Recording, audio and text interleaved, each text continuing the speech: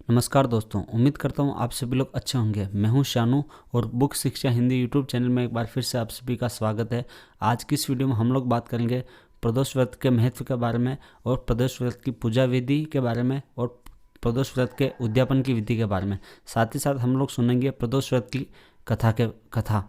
तो वीडियो बहुत ही ज़्यादा फायदेमंद होने वाली है। वीडियो को अंत तक जरूर देखें और वीडियो में बताई गई जानकारी अगर आपके लिए थोड़ा सा भी फायदा रखती है तो वीडियो को एक लाइक जरूर कर दें और चैनल पर पहली बार आए तो चैनल को सब्सक्राइब करके पास ही दिए बेल आइकन को ऑन कर दें ताकि ऐसी नई वीडियो आप लोग मिस ना कर सकें। तो चलिए दोस्तों, आज का ये वीडियो शुरू करते हैं। प्रदोष व्रत को हम त्रयोदशी व्रत के नाम से भी जानते हैं। ये व्रत माता पार्वती और भगवान शिव को समर्पित होता है।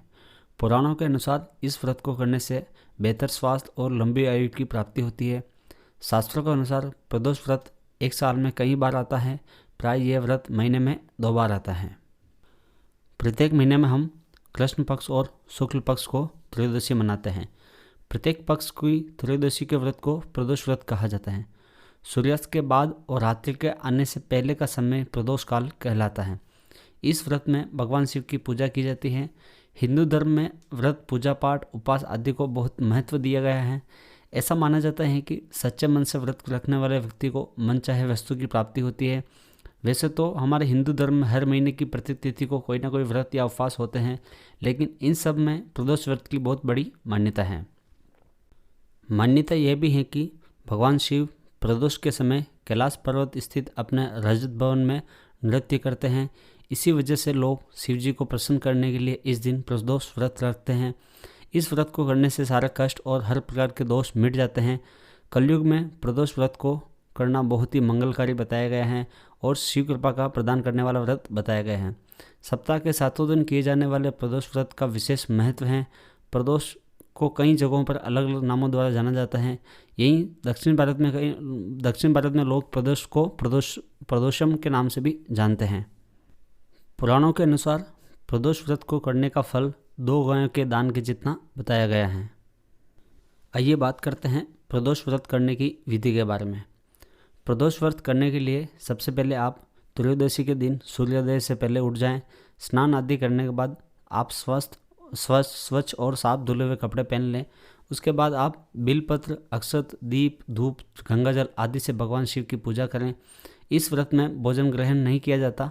पूरे दिन का उपवास रखने के बाद सूर्यास्त से कुछ देर पहले दोबारा स्नान कर लें और सफ़ेद रंग के वस्त्र धारण करने चाहिए। आप स्वच्छ जल या गंगा जल से पूजा स्थल को शुद्ध कर लें। आप गाय का गोबर लें और उसकी मदद से मंडप तैयार कर लें। 5 अलग अलग रंगों की मदद से आप मंडप में रंगोली बना लें। पूजा की सारी तैयारी करने के बाद आप उत्तर पूर्व दिशा में मुँह करके आसन पर बैठ जाएं। भगवान शिव के मंत्र ओम नमः शिवाय का जाप करें और शिव जी को जल चढ़ाएं।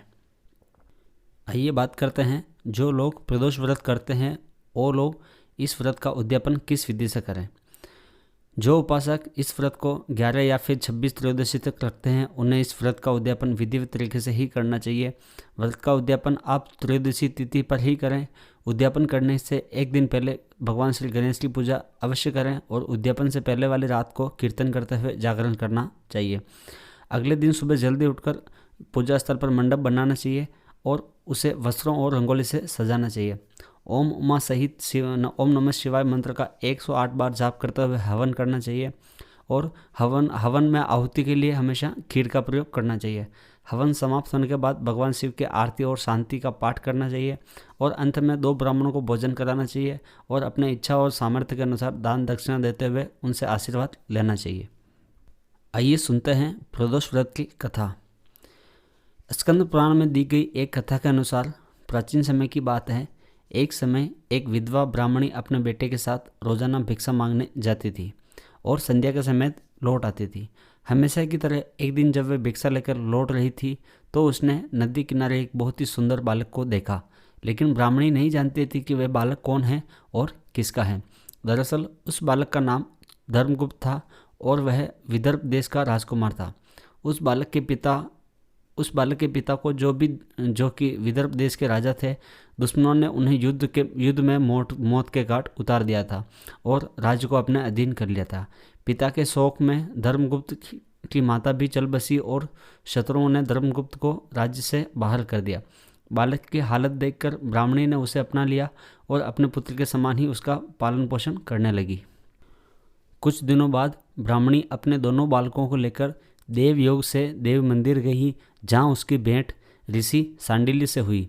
ऋषि सांडिल्य एक विख्यात ऋषि थे जिनकी बुद्धि और विवेक की हर जगह चर्चा थी।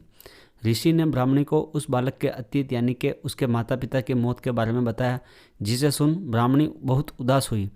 ऋषि ने ब्राह्मणी और उसके दोनों बेटों को प्रदोष व्रत करने की सलाह दी और उससे जुड़े पूरे विधि विधान के बारे में बताया। ऋषि के बताए गए नियमों के अनुसार ब्राह्मणी और बालकों ने व्रत संपन्न किया, लेकिन उन्हें यह नहीं पता था कि इस व्रत का फल क्या मिल सकता है। कुछ दिनों के बाद दोनों पुत्र वन में विचलन कर रहे थे, तभी उन्हें वहाँ कुछ गंधर्व कन्याएं नजर आई जो कि बहुत ही सुंदर थी। राजकुमार धर्मगुप्त अंशुमति नाम की एक गंधर्व कन्या की ओर आकर्षित हो गए। कुछ समय पश्चात राजकुमार और अंशुमति दोनों एक दूसरे को पसंद करने लगे और कन्या ने राजकुमार को विवाह हेतु अपने पिता गंधर्वराज से मिलने के लिए बुलाया। कन्या के पिता को जब यह पता चला कि वह बालक विदर्भ देश का राजकुमार है, तो उसने भगवान शिव की आज्ञा से दोनों का विवाह करवा दिया। राजकुमार धर्मगुप्त की जिंदगी वापस बदलने लगी। उसने बहुत संघर्ष किया और दोबारा अपनी गंधर्व सेना को तैयार किया। राजकुमार ने विदर्भ देश पर वापस आधिपत्य प्राप्त कर लिया। कुछ समय बाद उसे यह मालूम हुआ कि बीते समय में जो कुछ भी उसे हासिल हुआ है वह ब्राह्मणी और राजकुमार धर्मगुप्त के द्वारा किए गए प्रदोष व्रत का फल था। उसकी सच्ची आराधना से प्रसन्न होकर भगवान शिव ने उसे जीवन की हर परेशानी से लड़ने की शक्ति दी। उसी समय से हिंदू धर्म में ये मान्यता हो गई कि जो भी व्यक्ति प्रदोष व्रत के दिन भगवान शिव की पूजा करेगा और एकाग्र मन से प्रदोष व्रत की कथा सुनेगा और पढ़ेगा, उसे 100 जन्मों तक कभी किसी परेशानी या दरिद्रता का सामना नहीं करना पड़ेगा। आज की इस वीडियो में इतना ही दोस्तों। उम्मीद करता हूँ आप सभी लोगों को बताई गई प्रदोष व्रत की जानकारी अच्छी लगी होगी। अगर जानकारी आपके लिए थोड़ा सा भी फायदा रखती है तो वीडियो को एक लाइक कर दें और चैनल पर पहली बार आए हो तो मेरे चैनल को सब्सक्राइब करके पास ही दिए गए बेल आइकन को ऑन कर दें, ताकि ऐसी नई वीडियो की नोटिफिकेशन आप लोगों को सबसे पहले मिल सके। और इस वीडियो के संदर्भ में अगर आपका कोई सवाल है, कोई संशय है, तो उसको आप कमेंट बॉक्स में पूछें, मैं उसका जवाब देने की पूरी कोशिश करूंगा। वीडियो में अंत तक बने रहने के लिए बहुत बहुत धन्यवाद और अपना कीमती समय देने के लिए बहुत बहुत धन्यवाद। आपका दिन शुभ हो।